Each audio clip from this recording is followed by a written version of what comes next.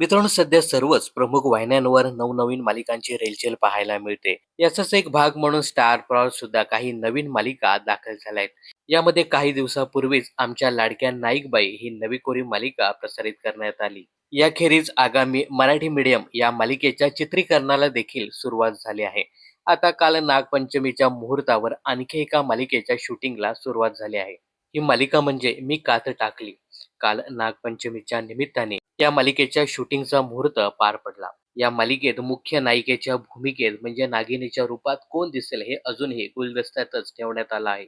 दरम्यान मिळालेल्या माहितीनुसार या नव्या मालिकेसाठी स्टार प्रवाहची एक लोकप्रिय मालिका प्रेक्षकांचा निरोप घेणार आहे.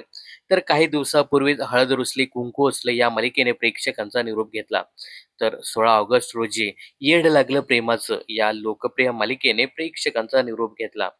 तर मी कात टाकली या मालिकेसाठी रेश्मा शिंदेची प्रमुख भूमिका असलेली घरोघरी मातीच्या चुली ही मालिका बंद होणार असल्याचं बोललं जात आहे. याबाबत वाहिनीने कोणतीही अधिकृत घोषणा केलेली नाही. त्यामुळे आता कोणती मालिका बंद होते हे पाहणं खूपच इंटरेस्टिंग ठरणार आहे. तर तुम्हाला काय वाटतं, या नव्या मालिकेसाठी स्टार प्रवाहची कोणती मालिका बंद व्हावी हे कमेंट्स करून नक्की सांगा. मनोरंजन क्षेत्रातील अशाच फिल्मी अपडेट जाणून घेण्यासाठी चॅनल जर सबस्क्राईब केलं नसेल तर जरूर करा.